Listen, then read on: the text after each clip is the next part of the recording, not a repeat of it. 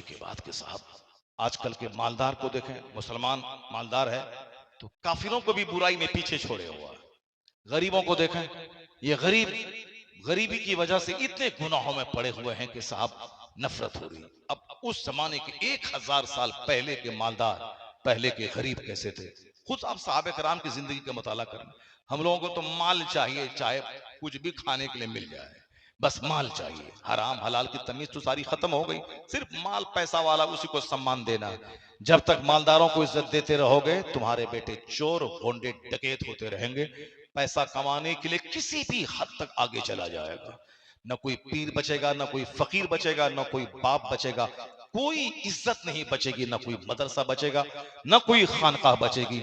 जब बच्चा का ईमान ही नहीं बचेगा तो क्या ईमान रहेगा? तब न पीर साहब का हाथ चूमेगा। ईमान रहेगा, जन्नत का शौक रहेगा, तब न वो माँ बाप का पांव चूमेगा, माँ बाप का चेहरा देखेगा और हर नजर के बदले में हज मबरूर का अजर मिलेगा। ईमान ही नहीं रहेगा तो उसके नजदीक सब बराबर है। वो पैसा के लिए बाप को मारेगा, पैसा के लिए माँ को मारेगा, पीर साहब को बोलेगा चलो तो ये पैसा कमाने के चक्कर में आया हुआ है। जब जिसको जन्नत प्यारी होगी, जन्नत कहां से मिलेगी?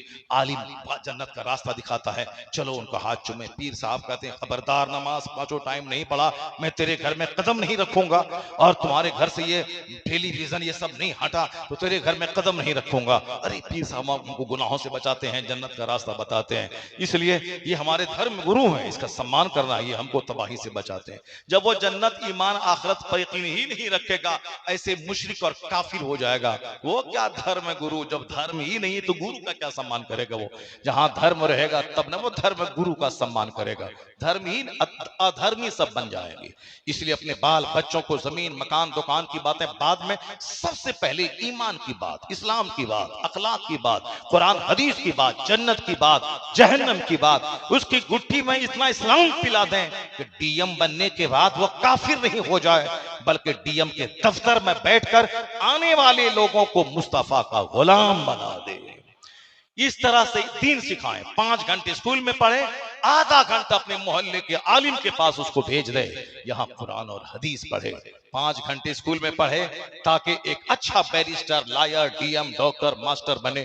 वो आजकल खाली डिग्री से काम नहीं चलेगा, क्वालिटी चाहिए। आजकल डिग्री 1 करोड़ लोगों के पास है, नौकरी 5 आदमी को मिलेगी। वो 5 आदमी जिसके पास मेरिट और क्वालिटी होगी, जो 15-15, 18-18 घंटे पढ़ के किताब का कीड़ा बन जाएगा।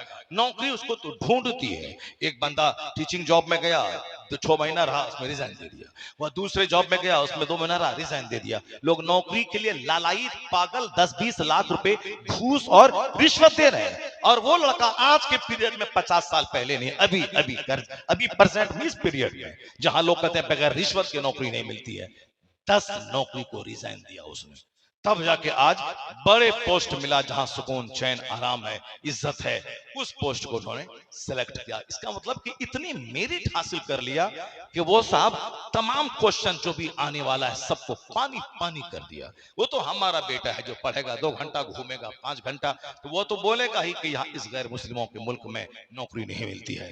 नौकरी मिलती नहीं, नौकरी लड़ के ली जाती है, किताबों का कीड़ा बन के ली जाती है। इसलिए अगर पढ़ाना, राजनीति छोड़ दो, मैं अक्सर पैगाम देता हूं, ये झोला ढोना छोड़ दो, ना तृणमूल का झोला ढो, ना कांग्रेस का झोला ढो। हाँ, इलेक्शन हो जाए, तृणमूल को वोट दे दो, ममता दीदी अच्छी आदमी है, उनको वोट दे दो, बस एक वोट है, दे देना, बस खेल खत्म। ज्यादा पागल नहीं होना उसके पीछे, ज्यादा उसको दिमाग नहीं लड़ाना है। झोला ढोना है, सफेद व्हाइट पहनना है, उसके रूम का दफ्तर का चक्कर लगाना है, कभी न कभी निगाह करम मिल जाएगी, मेरे बेटे को जॉब मिल जाएगी, ये सारी चीजें छोड़ दे। बस राजनीति इतना ही, इलेक्शन का मौका हो, ऑनेस्ट, अच्छी पार्टी जिसको लाइक करते हो, वोट दे दो, खेल खत्म।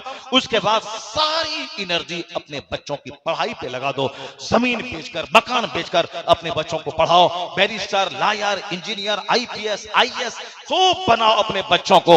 वहां राजनीति में जाओगे तो बच्चा तो हरामखोर बन जाएगा। बच्चों को पढ़ाओ, डीएम बनाओ, इसको आईपीएस, आईएएस बनाओ, बैरिस्टर बनाओ। एक बैरिस्टर है पार्लियामेंट में तो सारा हिंदुस्तान थर्रा रहा है। जिस दिन 50 बैरिस्टर उस टाइप का पार्लियामेंट में पहुंच जाएगा तो उस दिन मनमानी कोई नहीं कर पाएगा।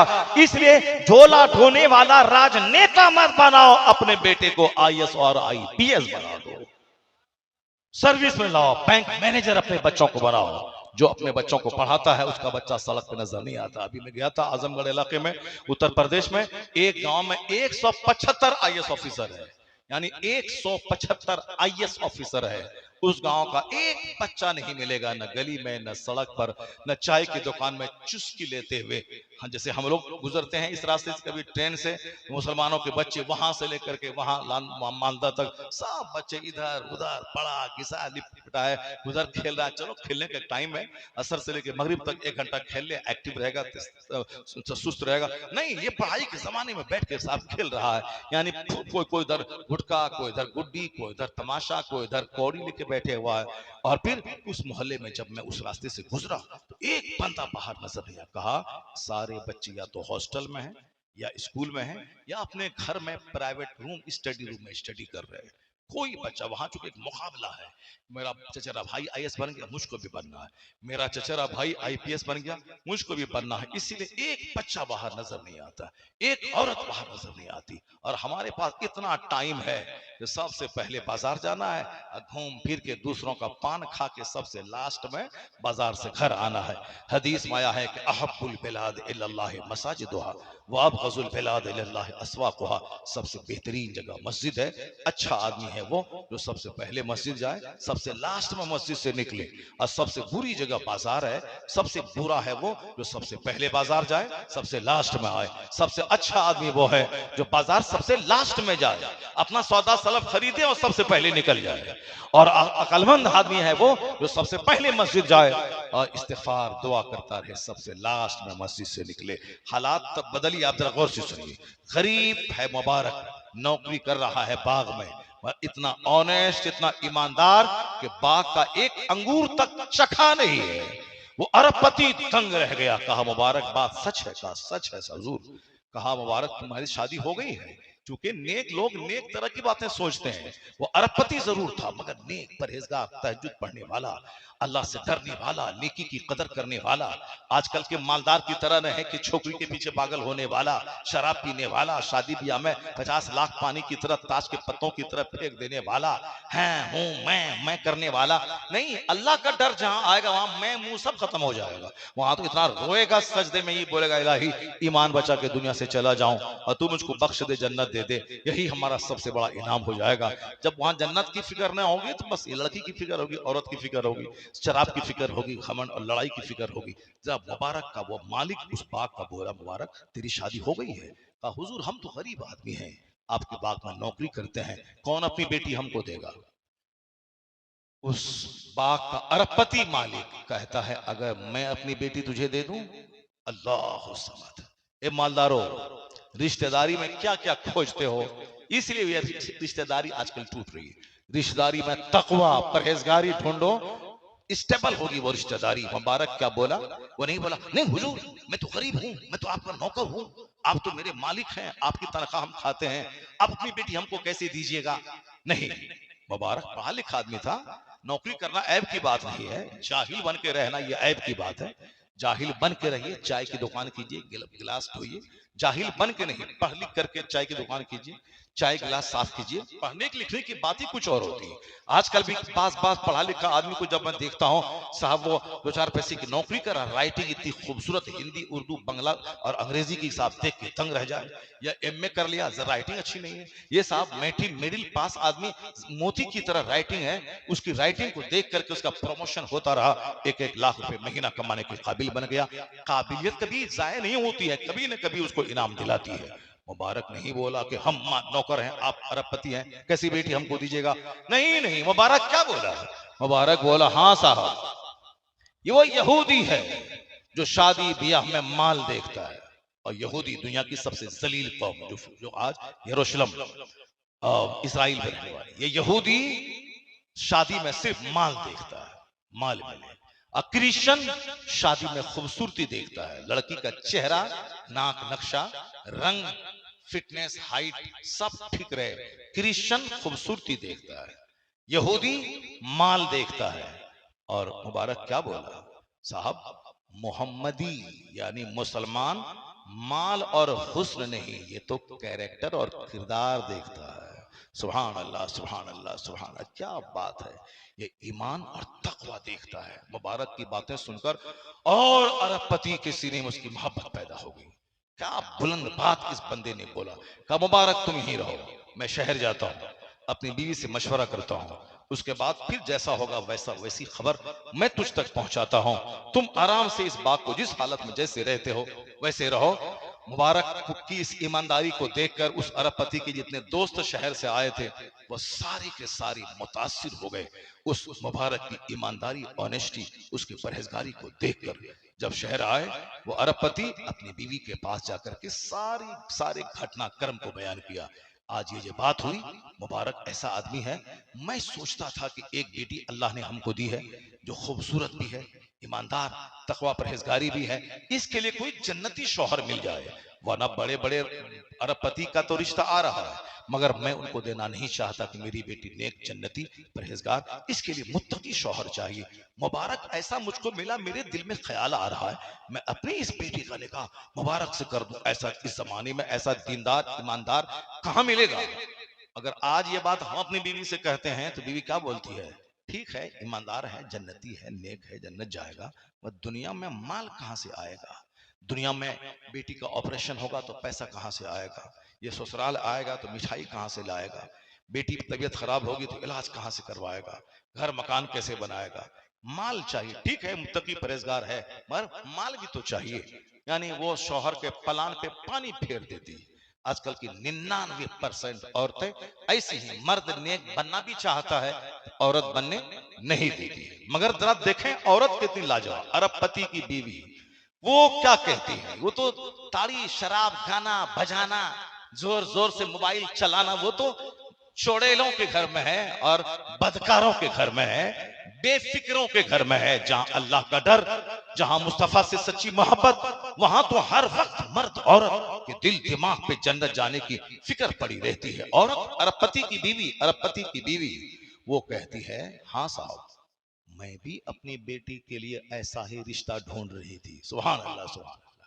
मेरी चुड़ैल माँ बहन जिसके मुंह से हमेशा दुनियादारी की बातें निकलती हैं, वो जरा गौर करें कि एक खरबपति की बीवी, आज हम थोड़ा सा पैसा कमा लें तो वो बिल्कुल घर में रहना ही नहीं चाहती है। मॉल, यहाँ वहां जहां तहां, हम कपड़ा खरीद के ले आए तो बोलती कि नहीं आपको कपड़ा पसंद करने नहीं आता है, हम जाते हैं, देखिए हम पसंद करते हैं। बस इस थोड़ा पैसा हुआ, घर में चैन नहीं मिलता। इसीलिए बेहतर है कि पैसा ही न रहे, न पैसा रहेगा ना बाहर घूमेगी, ना खूबसूरत रहेगी, ना दूसरों को अपना मुंह दिखलाएगी। काली कलौटी रहेगी तो अपने घर में रहेगी, इसको खुद शर्म आएगी कि बाहर कैसे जाएं, हमको बेइज्जती फील हो रही है। और इसीलिए आजकल जो खूबसूरती उजड़ रही है, हुजूर का फरमान याद आ रहा है। आका अलैहिस्सलाम ने 1400 साल पहले कहा था, वाला अमतुन सौदा ज़ातु दीनिल अफजल, काली कलोटी दीनदार औरत तेरे हक में बेहतर है। लोगों ने सिर्फ चमड़ी, खूबसूरती देखा, और जब खूबसूरती उजड़ गई मोहल्ले के छोकरों के हाथों, अब ये सर पटक के कहता है, तुम खूबसूरत नहीं रहती, तुम चौड़ेल रहती, तुम काली कलोटी रहती, कम से कम तेरी इज्जत तो सेफ रहती। तो अब तमाम तमाशा, पहले तो ख्वाहिशात की गुलामी बंदा करता है, उसके बाद जब तबाही का तमाशा देखता है तब आके बोलता है, बात वही सच्ची है जो मुस्तफा जाने रहमत ने कही है। दुनिया को तबाही का तमाशा देखने दे, दौलत मकान के पीछे पागल होता देखना दे।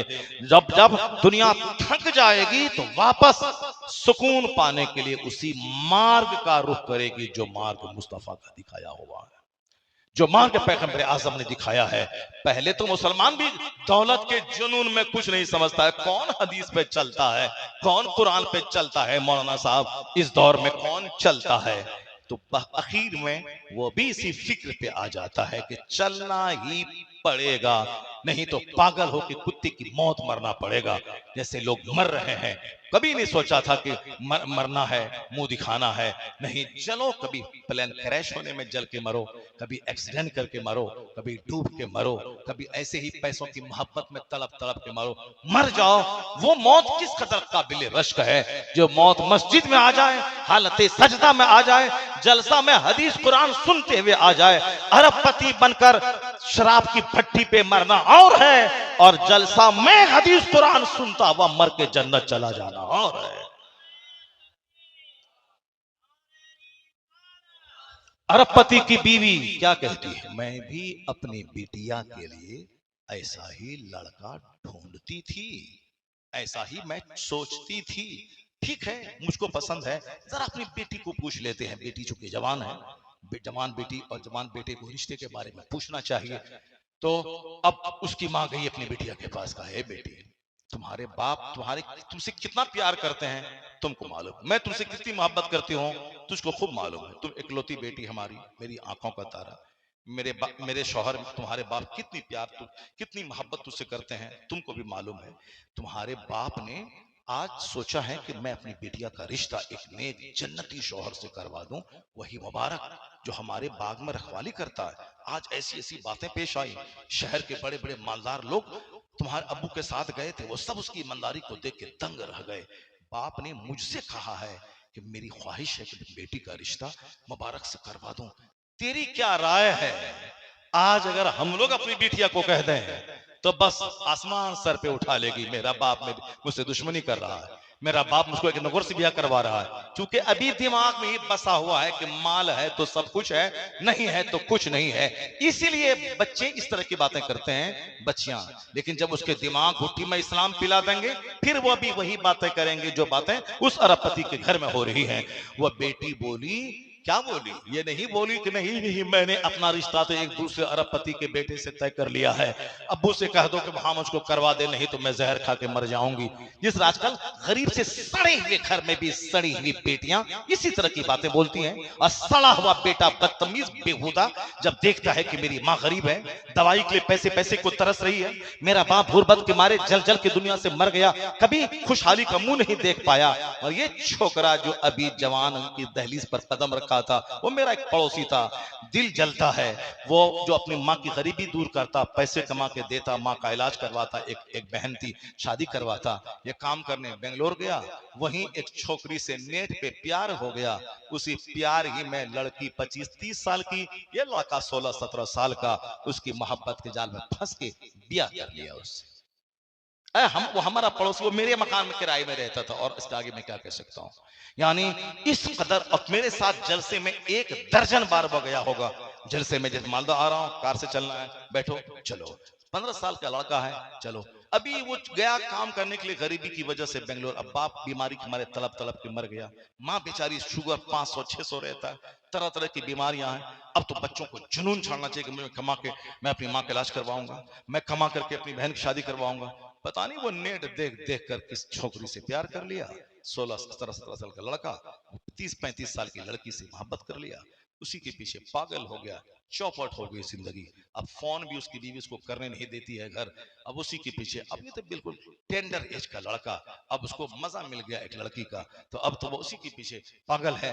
अभी मुलाकात बहन की शादी लगी, उसमें आया था, वो चेहरा देखा, मैं देखता रह गया। इसी तरह के छोकरे हमारे हैं, जो अल्लाह रसूल की बात नहीं सुनेगा, नहीं आखिरत की बात जानेगा, तो वो इसी तरह की हरकतें करने में जिंदगी की मेराज वो समझेगा। गरीब अरबपति की बेटी वो क्या बोलती है, वही बोलती है, क्या कहती है, अम्मी, मैं अपनी मर्जी के मुताबिक नहीं, मेरे बाप मेरी माँ को जो पसंद है वही मुझे भी पसंद है। सुभान अल्लाह, सुभान। छोकरा माँ बाप पे अपनी पसंद थोपता है कि वहां करा दो वरना जहर खा के मर जाओ, मर जाओ जहर खा के, अपनी पसंद थोपता है अपने बाप पे।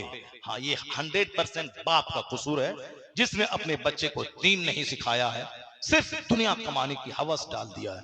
वो तो ऐसा बोलेगा ही, दीनदार लड़का वही बोलेगा जब वो लड़की बोली, अम्मी, मैं माँ बाप की पसंद के सामने सरे तस्लीम झुका देती हूँ। मेरे अब्बू जो करेंगे अच्छा करेंगे, मेरी अम्मी जो करेगी अच्छा करेगी। और आजकल अगर यही ट्रेंड सारे बच्चों में पैदा हो जाए, बहुत हद तक जो आज समाज में बुराइयां फैल रही है कम हो जाएंगी। बच्चों के सामने बाप को घुटने टेकना पड़ता है। अकलमंद है वो लड़का जो कहे रिश्ता वही मुझको पसंद है जो मेरी माँ को पसंद है, जो मेरे बाप को पसंद है। माँ बाप के पसंद का रिश्ता जल्दी नहीं टूटता है, अपनी पसंद का रिश्ता 100% फेलियर होता है। जब तक वो चूंकि चेहरा देख करके शादी किया है, और जब जी भर गया उसके बाद कैरेक्टर देखता है कि जिद, हसद, जलन, कीना, कुदरत, गुफ्तगू का अंदाज, खिदमत, ये सब नहीं है, फोहड़ चोड़ेल है, तो फिर अब वो उससे भागने, छुट्टी पाने की के लिए मोहलत, मौका तलाश करता है। जहां मौका मिला बीच चौराहे पे छोड़ के होटल में भाग जाता है लड़का। मुंह देखकर जो शादी होगी 2-4-10 महीने के बाद खत्म। जो किरदार, कैरेक्टर, इल्म, अमल, तकवा, ईमान देख के जो शादी होगी वो तो 90, 80, 100 साल तक उम्र बढ़ती जाएगी, उस रिश्ते में स्टेबिलिटी, पुख्तगी बढ़ती चली जाएगी। अब जब पता चल गया औरत राजी है, बेटी राजी है, शहर के तमाम मालदार रिश्तेदारों से मशवरा लिया, जो साथ गए थे, कहा जबरदस्त सिलेक्शन है आपका। अब शहर के सारे मालदारों को दावत दी गई, और आजकल हम रिश्तेदार से पूछे, बोलेगा क्या किस मौलवी साहब के चक्कर में आप पड़े हुए हैं, मौलवी साहब दाढ़ी है, टोपी है, नमाज है, ठीक है, मैं खिलाएगा कहां से? सबको खिलाने की फिक्र है, सबको ईमान की, जन्नत की किसी को फिक्र नहीं है, सबको माल की खिलाने की फिक्र है। आज का मालदार भी चौपट, आज का बाप भी चौपट, माँ भी चौपट, बच्चा भी चौपट, मगर वहां मालदार क्या इस्लामी सोच है, क्या कहता है? मुबारक हो कि आपने जबरदस्त ईमानदार रिश्ते का सिलेक्शन किया है। बीवी कहती है जबरदस्त आपका सिलेक्शन, बच्ची तो माँ बाप के सिलेक्शन पे के सामने राजी है। दावत दी गई, मुबारक को खबर की गई, मुबारक आया। शहर के तमाम मालदार रिश्तेदारों के दरमियान में बड़े बड़े जय्यद उलमा किराम जो भी उस वक्त बसरा और कूफा में मौजूद थे, तमाम चूटी के जरूरत है कि बंदा जो बात हो चुकी है उस पर अमल शुरू कर दे। 2-4 महीने के बाद नहीं, बल्कि अभी से अमल शुरू कर दे। जुमा से नमाज शुरू करूंगा, जुमा से पहले ही जनाजा निकल जाता है। सोचते तो लोग बहुत हैं बुढ़ापे में तौबा करेंगे, लेकिन बुढ़ापा आएगा तब ना। बुढ़ापे से पहले ही करोड़ों लोग दुनिया छोड़ के चले जा रहे हैं। रोजाना कमोबेश 15 लाख लोग पैदा होते हैं, और उतने या उससे ज्यादा लोग रोजाना मरते हैं। दुनिया की आबादी 800 करोड़ की है इस वक्त। जितने लोग पैदा हुए हैं सब मरने के लिए ही पैदा हुए हैं। जितना मकान बन रहा है सारा मकान गिरने के लिए ही पैदा हुआ है, मगर लोग उसी के पीछे पागल हैं। तो हुजूर जो सारी दुनिया के मालिक व मुख्तार है, रहमत दो आलम अलैहिस्सलाम है, वो क्या कहते हैं कि जो अपने पीछे दीन का गम लगा लेता है, अल्लाह उसकी दुनिया का जिम्मेदार हो जाता है। अल्लाह उसकी दुनिया को आसान बना देता है। वो बगैर किसी टेंशन के बहुत अच्छी रोजी हासिल करता है। ये अल्लाह के काम में लगा रहता है, अल्लाह ताला उसके काम को आसान कर देता है। साफ बात। ये बात किसने कही, तकरीर किसने की? हुजूर ने तकरीर की। कहां की? मालदा बंगाल में नहीं, पटना बिहार में नहीं, बंबई महाराष्ट्र में नहीं, बल्कि मीना की सरजमीन में आखिरी हज के मौके पर आपने तकरीर की थी। वो मीना जो 2 पहाड़ के बीच में एक नाले की तरह एक जगह है, जिसमें 40 लाख हुज्जाज कराम समा जाते हैं।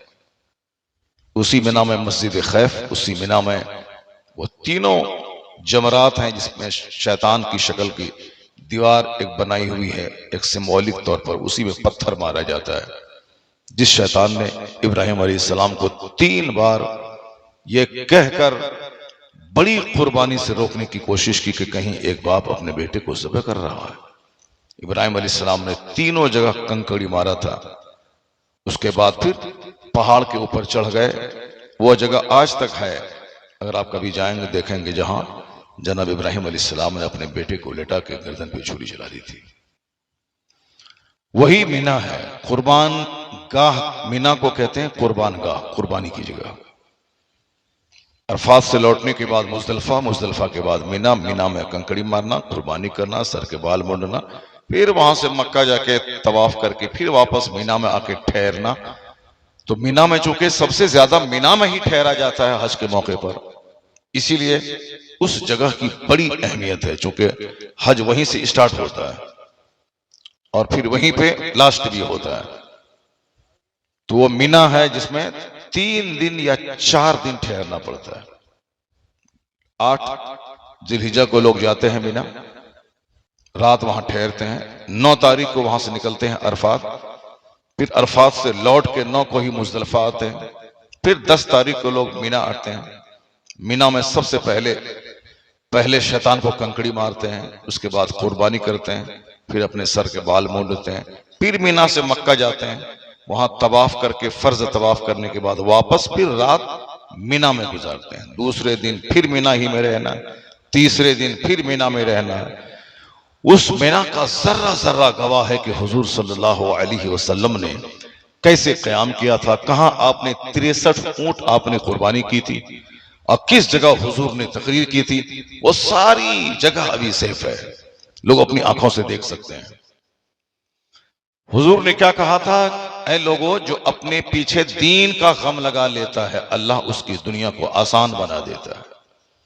आज सारे लोग दुनिया के पीछे पागल है, अच्छे पढ़े लिखे लोगों से लेकर कम पढ़े लिखे लोगों तक सब पागल है। जैसे सिग्नल पे गाड़ी रुकती है, सारे लोग, सारी गाड़ियां रुकी हुई हैं, जैसे ही रेड सिग्नल ग्रीन में तब्दील हुआ ऐसी भागने की कोशिश करते हैं जैसे कि साहब दूसरे को खा जाएगा।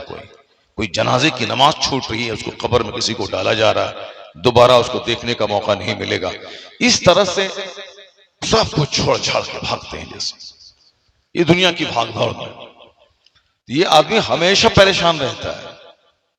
नतीजे में 5 करोड़ कमा भी लेता है तो भी भिखारी रहता है, क्योंकि सुकून देने वाला तो अल्लाह है, चैन देने वाला अल्लाह है। मगर लोग चाहते हैं कि मकान और माल और मॉल में सुकून मिल जाए, तो मॉल बनाने के बाद फिर मायूसी आ जाती है, फॉर्च्यूनर खरीदने के बाद फिर बंदा अंदर से टूट जाता है। दूसरे का 5 करोड़ की गाड़ी देखता है तो ये अपने आप को गरीब समझने लगता है, फिर इसको लगता है कि मुझको भी 10 करोड़ की गाड़ी खरीदनी चाहिए। मर जाओ इसी में। अब मर रहे हैं लोग, कोई पाखाना रूम में मर रहा है, कोई बाथरूम में मर रहा है, कोई एक्सीडेंट करके मर रहा है, और कोई साहब प्लेन क्रैश में मर रहा है। मर रहा है, सारे लोग मर रहे हैं।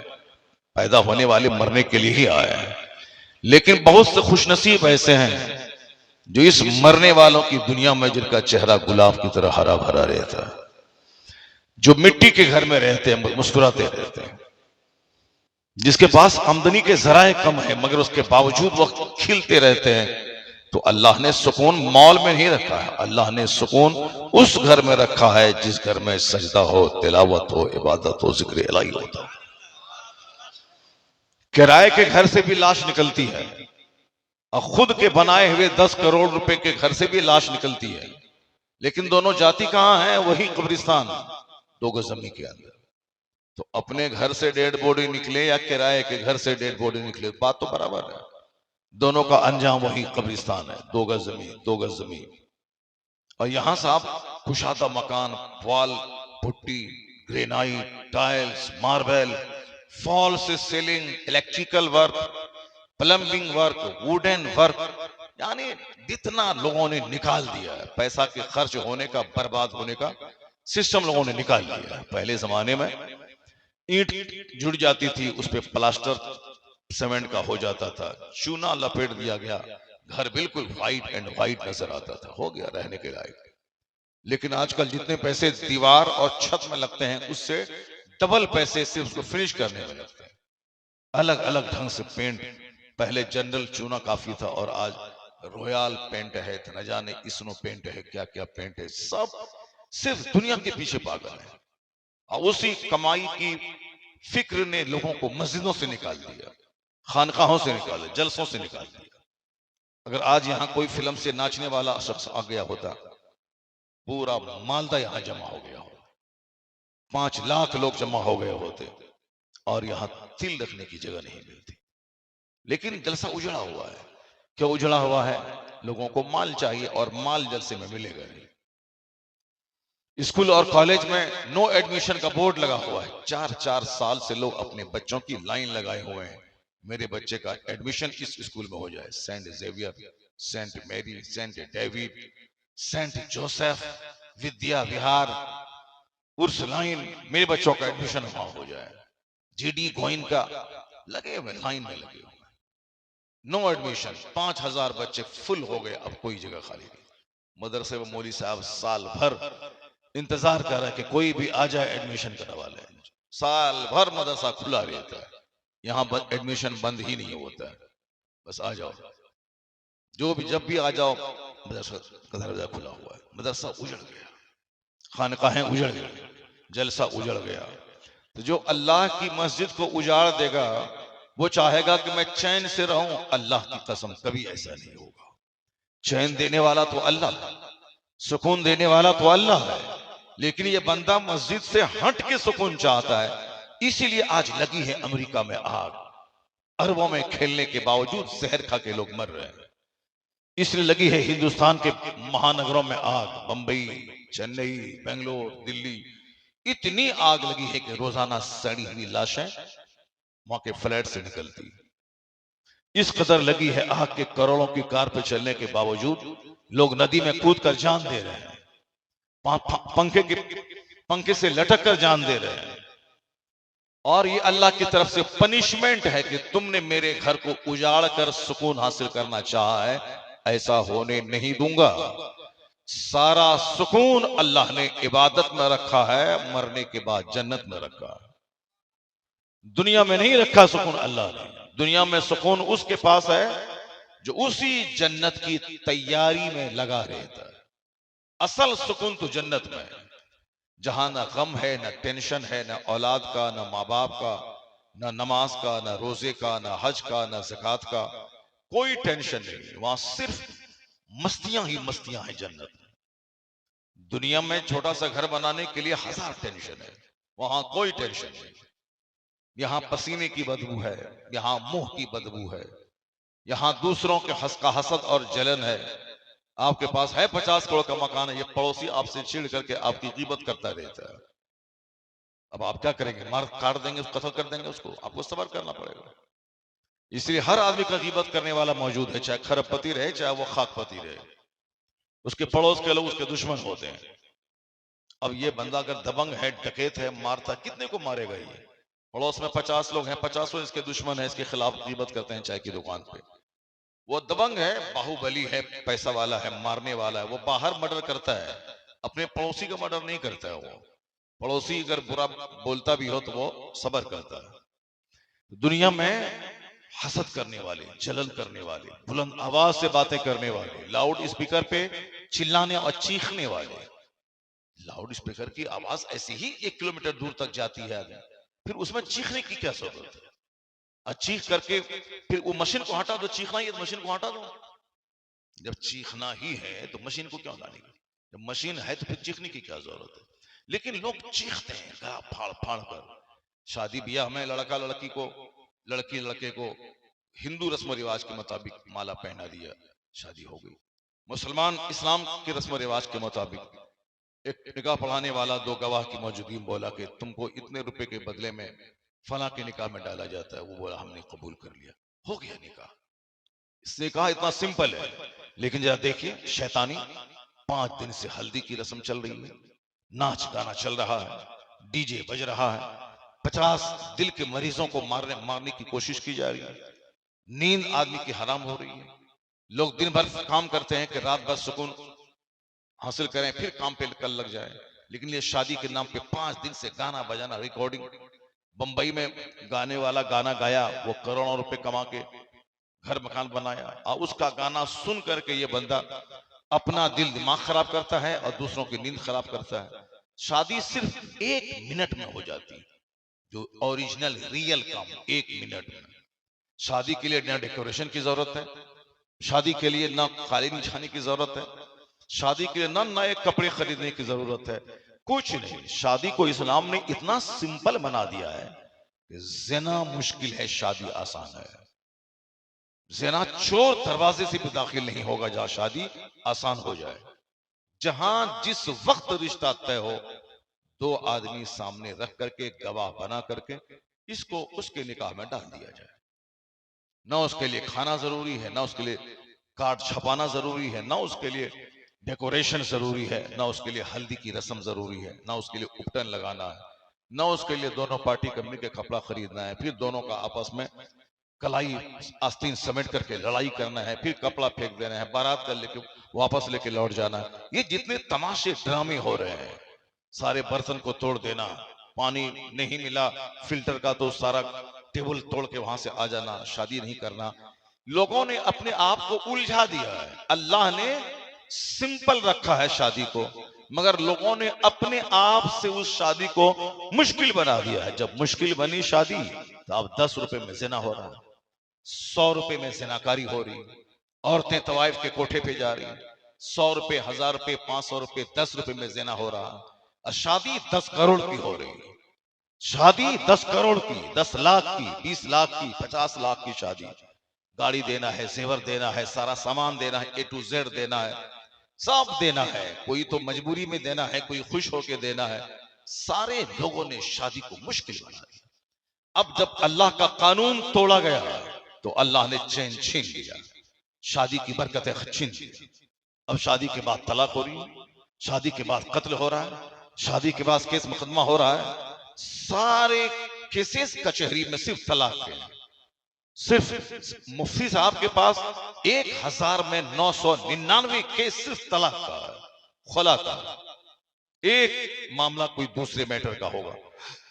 अल्लाह की दुनिया में अल्लाह का खाए, अल्लाह की हवा में सांस ले, अल्लाह के आसमान के नीचे जिंदा रहे, अल्लाह की उगाई हुई फसलें खाए, अल्लाह का दिया हुआ आम, जामुन, लीची, संतरा, सेब, नाशपाती, केला, ये सारे फ्रूट्स अल्लाह के दिए हुए। एक सेब काफी था, मगर अल्लाह ने 1000 फल अपने बंदों को दे दी। मेरे बंदे, कभी रोटी खाओ, कभी चावल खाओ, कभी सेब खाओ, कभी नाशपाती खाओ, कभी अमरूद खाओ, कभी जामुन खाओ, खाते रहो। ये सब तुम्हारे लिए है। अल्लाह नहीं खाता है, ना अल्लाह का फरिश्ता खाता है। इतने फरिश्ते हैं आसमान में कि आसमान चरमरा रहा है। क्यों मोबाइल देख रहे हैं मौलाना साहब? ला हौल वला कुव्वता इल्ला बिल्लाह। सारी जिंदगी मोबाइल देखते रहते हैं, दिन भर लोग, और तकरीर के टाइम में मोबाइल देखते रहते हैं लोग। इस खेल और तमाशे को अपने से अलग कर दे, वरना पागल हो जाएंगे, नींद ही नहीं आएगी। और 40% लोग मोबाइल की वजह से उसको नींद नहीं आ रही, पागल हो रहे हो।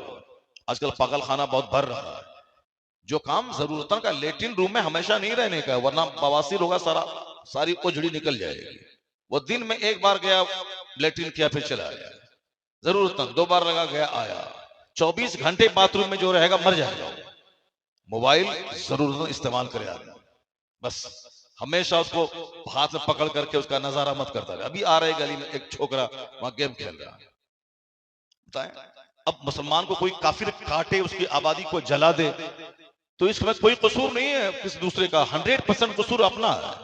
रात नींद के लिए बनी है, सो जाओ, दिन भर काम करो, और कभी कभी पूरी रात जाग करके इबादत करो। अल्लाह वाले पूरी रात जागते हैं। जो अल्लाह वाले होते हैं उसके बारे में कुरान शरीफ में कई जगहों पे आया है कि अल्लाह वाले रात कैसे गुजारते हैं।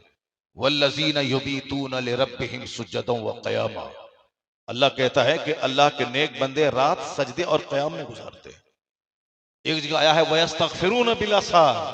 अल्लाह के नेक बंदे रात के आखिरी पहर में अल्लाह के हुजूर इस्तिग़फार करने लगते हैं, गुनाहों की माफी मांगते हैं, रोते हैं। कुरान शरीफ में आया है ततजाफा जुनूबुहुम अनिल मदाजि'i यदऊन रब्बहुम खौफन व तमअ। सूरह सजदा, जिसके पढ़े बगैर हुजूर कभी सोते नहीं थे। और उम्मत मुस्लिमा को भी चाहिए कि अज़ाब क़ब्र से बचने के लिए सूरह सजदा और सूरह मुल्क की तिलावत हर रात किया करे। हुजूर बगैर सूरह सजदा पढ़े हुए सोते रही थे। सूरह सजदा, सूरह मुल्क। उसी सूरह सजदा में एक आयत है ततजाफा जुनूबुहुम अनिल मदाजि'i यदऊन रब्बहुम खौफन व तमअ। ये अल्लाह के सिलेक्टेड बंदे हैं जो रात में अपनी करवटें बिस्तर से अलग कर लेते हैं। ये मौलवी साहब कहता है कि रात नींद के लिए बनी। हाँ, नींद के लिए बनी है, लेकिन अल्लाह के सिलेक्टेड बंदे वो रात बिस्तर से करवटों को अलग करके गुजारते हैं, ये कुरान कहता है। तो रोजाना तो सोता ही है और मुर्दा बन करके सो जाता है, और सुबह अल्लाह दोबारा तुमको जिंदा करता है। लेकिन कभी कभी नेक बंदों की तरह रात भर जाकर तो करो। वो कभी कभी, जलसा रोजाना नहीं होता है। ये जलसा साल में एक बार आपके मोहल्ले में होता है, या 2-3 बार होता होगा। 365 रात में अगर बंदा 2-3 रात अगर पूरी रात जाग करके इबादत किया तो इसमें हर्ज ही किया। बुजुर्गान दीन तो ऐसे जीते थे, जनाब गौसे आजम 40 बरस तक इशा के वजू से फजर की नमाज आपने पढ़ी, 40 बरस तक। उनका गुलाम जो आपकी खिदमत में रहता था, वो खादिम का स्टेटमेंट है कि मैंने अपने शेख को 40 साल से इशा के वजू से फजर पढ़ते हुए देखा। अगर कोई इससे टेक लगा के सो जाए, ऐसी गफलत वाली नींद के अगर इसको हटा दें तो बंदा गिर जाए, उससे तो वजू टूट जाएगा आदमी का। लेकिन गौसे आजम 40 बरस तक इशा के वजू से फजर पढ़े, रात में अपनी पीठ को जमीन पे नहीं लगाया। 15 साल तक तो एक पांव पे खड़े होके इशा के बाद कुरान शुरू करते, फजर से पहले पहले पूरा कुरान खत्म कर लेते थे। 15 साल तक कंटिन्यू। ये वह लोग थे जिन्होंने इबादतों का हक अदा किया। उसके बावजूद वह लोग रोते रहते थे, अल्लाह रब्बुल इज्जत को राजी करने की कोशिश करते थे। तब अल्लाह ने इन लोगों को वह मकाम अता किया कि दुनिया वाला तो जान तो ले कि जो सिर्फ दुनिया दुनिया किया 50-60 साल तक, उसका अंजाम क्या हुआ ये भी अल्लाह दिखा देता है। और जिसने 40 बरस इशा की वजह से फजर पढ़ा तो उसकी भी शान अल्लाह बयान कर देता है, ताकि लोग जान जाएं कि इबादत करने का इनाम क्या मिला। अगर वो इनाम जाहिर नहीं हो तो लोगों को पता कैसे चलेगा कि इस इनाम करने का बदला क्या मिला। और अगर शराबी, पापी, जनाकार, बदकार, दुनिया के पीछे पागल रहने वाला, दौलतों को जिंदगी का सबसे बड़ा एम और ऑब्जेक्ट बनाने वाला, अल्लाह ताला उसका भी तो दिखला देगा इसको पनिशमेंट है क्या मिला। तब न दुनिया वालों को पता चलेगा कि दुनिया के पीछे पागल रहने वाले का अंजाम क्या हुआ और दीन का गम अपने पीछे लगा लेने वाले का हश्र क्या हुआ। A man who dedicates his life for the sake of Allah, Allah gives him name, Allah gives him fame, Allah gives him popularity. वही जो मीना में हुजूर ने तकरीर की थी, जो अपने पीछे दीन का गम लगा लेता है, अल्लाह ताला उसकी दुनिया का कफील और जिम्मेदार हो जाता है। जो अपनी जिंदगी इस्लाम की खिदमत के लिए डेडिकेट कर देता है, अल्लाह उसे शोहरत, इज्जत, दौलत, नेमत, सेहत, तंदुरुस्ती, सच्ची खुशी, जो कुछ भी इस दुनिया में चाहिए अल्लाह सब अता कर देता है। अब मरने के बाद जन्नतुल फिरदौस अता कर देता है। सुभान अल्लाह। तो सच्ची खुशी तो सिर्फ जन्नत में है, और जो उस जन्नत की तैयारी इस दुनिया में करे उसके लिए है। सरकार गौसे आजम आज 800 बरस हो गए उनके इंतकाल किए हुए, विसाल किए हुए, वो अपनी कब्र में आराम कर रहे हैं। अल्लाह ने इतनी नेमत उनको बख्शी, दीन की खिदमत का इनाम ऐसा दिया, उन्होंने दीन को जिंदा किया। अल्लाह ने उनके नाम को ऐसी जिंदगी दे दी कि सारी दुनिया मोहिउद्दीन, दीन का जिंदा करने वाला कहती है।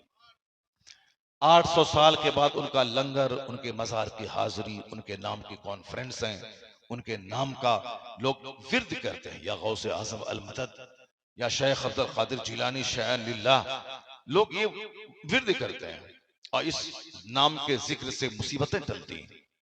और आज सारी दुनिया में करोड़ों लोग अपने नाम के साथ लफ्ज कादरी लिखते हैं। मैं अब्दुल कादिर जिलानी का गुलाम हूं, उनका मुरीद हूं।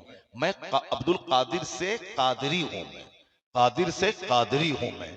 ये अल्लाह ने इनाम दिया किसी को से आजम को, जो 25 साल तक इल्म हासिल किए, 25 साल तक जंगल में दरख्तों का पत्ता खा के इबादत की, 40 बरस तक ईशा की वजू से फजर की नमाज पढ़ी, फिर मस्जिदों में, मदरसों में, खानकाहों में ऐसा दीन को जिंदा किया कि 70-70 हजार लोग आपकी तकरीर सुनने के लिए हफ्ते में 2 बार आपकी मजलिस में जमा होते थे। 400 मौलाना दवात और कलम लेकर आपकी तकरीर लिखते थे। 1000 किलोमीटर दूर पर कोई अल्लाह का वली पहाड़ की चोटी पर बैठकर महवे इबादत होता था, वो वहां से गौसे आजम की तकरीर सुनते थे। एक हफ्ते के बाद जब वह बगदाद आ जाते तो गौसे आजम की महफिल में 400 मौलाना जो तकरीर लिखते थे, उनकी तहरीर से वो अपनी तहरीर मिलाते थे, एक लफ्ज का फर्क नहीं होता था। ये गौसे आजम 70,000 आदमी। यहां तो मैं अगर माइक हटा के बोलूं तो वहां वो आदमी नहीं सुन पाएगा मेरी बात, मगर गौसे आजम की करामत थी कि 70,000 आदमी के बीच में माइक था ही नहीं उस टाइम में। माइक तो अभी 100 साल के अंदर बना है, बगैर माइक के बोलते थे। और 70,000 के लास्ट में जो आदमी होता था वो भी वैसा ही सुनता था जैसे सामने वाला सुनता था। सुभान अल्लाह, सुभान। ये इनाम अल्लाह ने दिया था, इबादत का इनाम, रियासत का इनाम, दीन की खिदमत का इनाम, रात दिन दीन के बारे में सोचने का इनाम कि वो दुनिया से चले गए, मगर आज तक उसने दीन को ऐसी जिंदगी दे दी कि दीन के सदके में उनका नाम जिंदा हो गया। अब जब तक इस्लाम रहेगा उस वक्त तक अब्दुल कादिर जिलानी का नाम रहेगा। पूरी दुनिया में नाम रहेगा, क्योंकि उन्होंने दीन को जिंदा किया तो अल्लाह ने उनके नाम को जिंदा कर दिया। उस जमाने में बगदाद में अरबपति लोग थे, नवाब लोग थे, एक एक हजार घोड़ा पालने वाले, आज की तारीख में एक एक हजार कारें रखने वाले, इस कदर दौलतमंद लोग थे, मालदार लोग थे। लेकिन उन मालदारों का नाम मैं नहीं जानता हूं, उन नवाबों का नाम आप नहीं कभी तकरीर में सुने होंगे, जिनके पास एक एक हजार एकड़ जमीन थी, शहर में मकान, देहात में मकान, फार्म हाउस, बड़ा बड़ा मकान, सब कुछ था उसके पास। लेकिन उनका नाम मैं नहीं जानता हूं, उनका नाम न तारीख के पन्नों में मौजूद है। इतना ही है कि एक नवाब था, एक जमींदार था, बड़े बड़े बादशाह गुजरे, बस इतना ही है, किताब के पन्नों में उसका नाम है।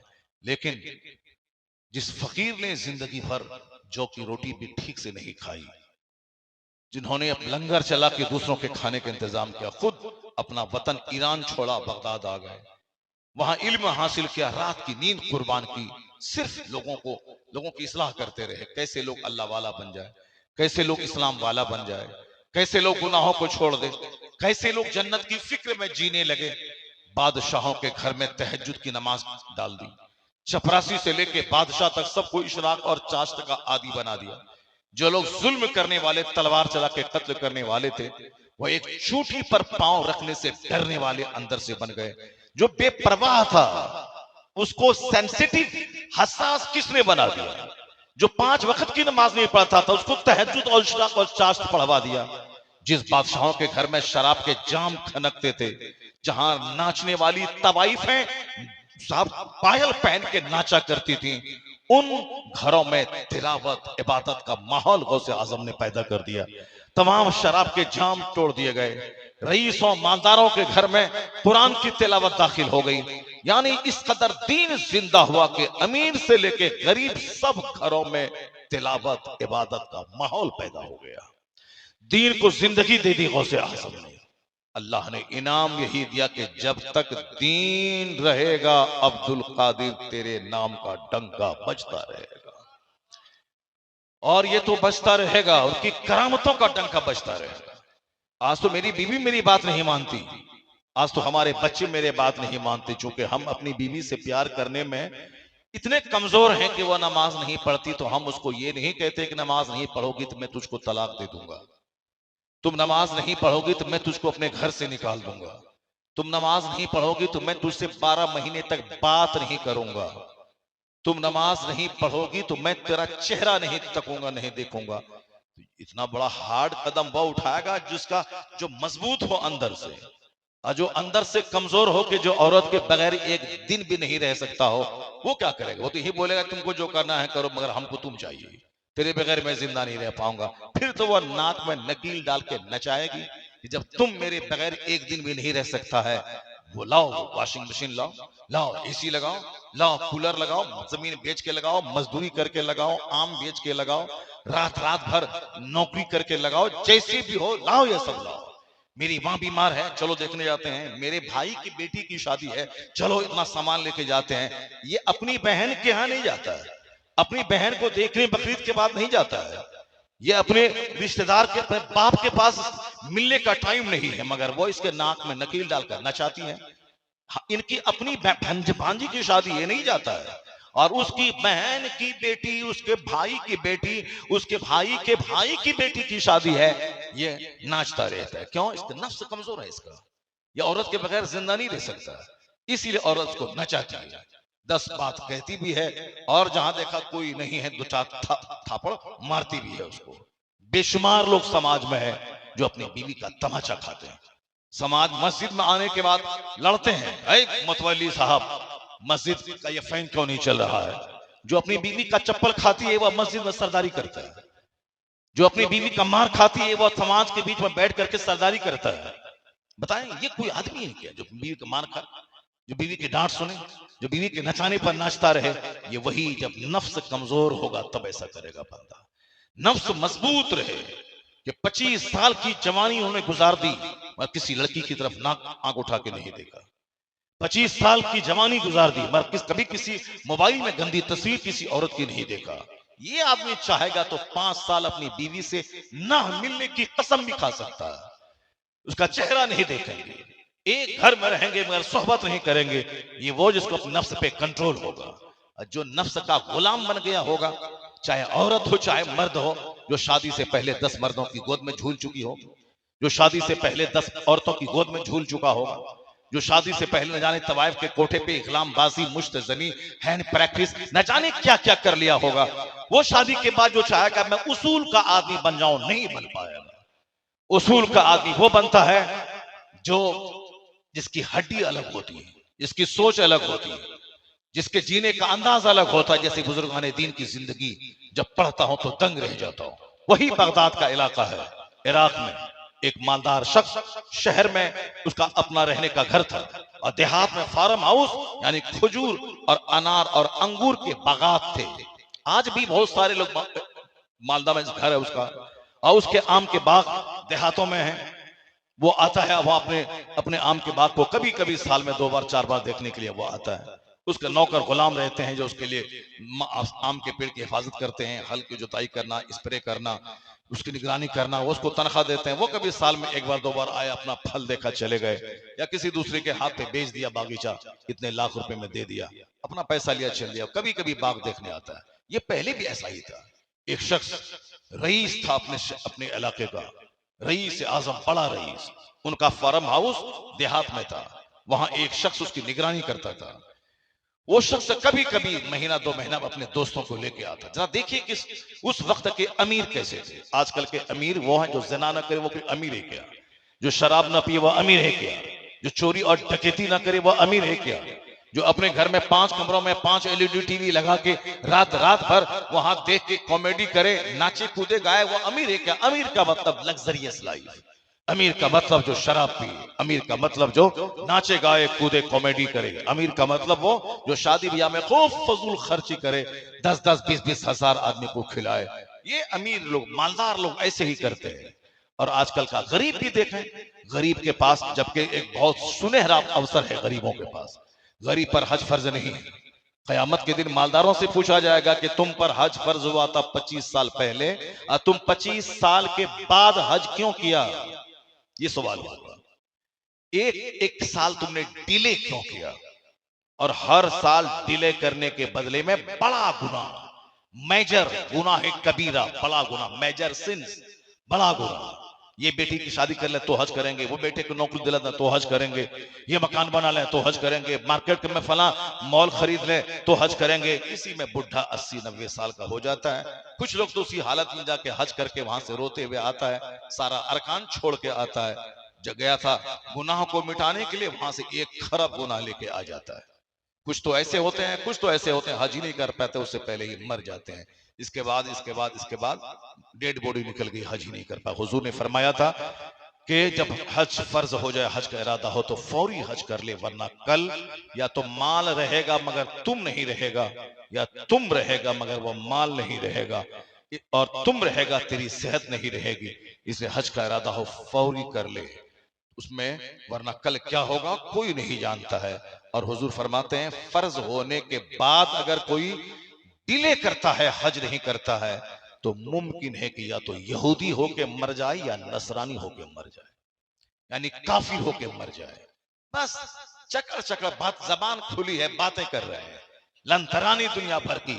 ममता बनर्जी तो नीतीश कुमार तो लालू प्रसाद तो तेजस्वी यादव, अखिलेश यादव साहब, ये यादव, सोनिया गांधी, राहुल गांधी, यानी दुनिया भर का बकवास है।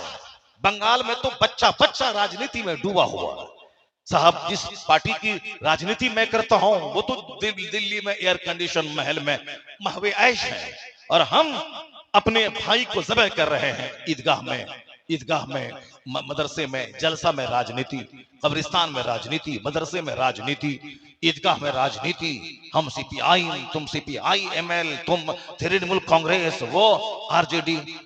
तुमसे अक्लमंद है वह लोग जो कहते हैं कि राजनीति बाहर, यहां नहीं, वहां 4 बेटा हो, 4 पार्टी में चले जाओ, एक बेटा कांग्रेस, एक बेटा भाजपा में रहो, यहां इबादत गाह में सब एक हो जाओ। शादी फंक्शन पार्टी में सब एक हो जाओ।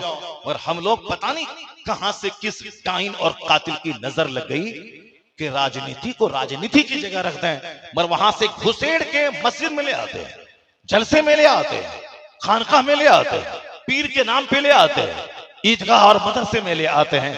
नहीं बनने देंगे।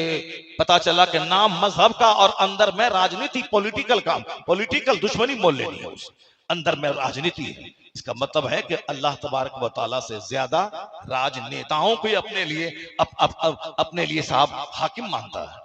उस राजनेता के चलते मदरसा मस्जिद खानकाह में बिगाड़ पैदा कर देता है। अकलमंद वो है राजनीति जिसमें जिस पार्टी में जाना चाहे जाओ, जो जाना है, जो इस्लाम दुश्मन पार्टी छोड़ करके जो सेकुलर पार्टी है सब में जाओ, कांग्रेस में जाओ, तृणमूल में जाओ, सीपीआई एमएल में जाओ, सब में जाओ, मगर ईदगाह में, मस्जिद में, खानकाह में तृणमूल और कांग्रेसी मत बनना, वहां मोहम्मदी बन जाओ कि एक सब में खड़े हो गए महमूद व अयाज, न कोई बंदा रहा न कोई बंदा नवाज।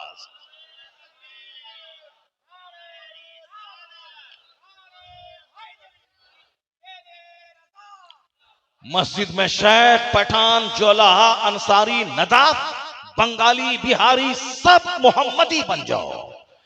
सरोजनी नायडू ने कभी कहा था, I have been struck over again and again to see this in the visible unity of Islam. When the azan is sounded, the worshippers are gathered, the peasant and the king stand side by side together.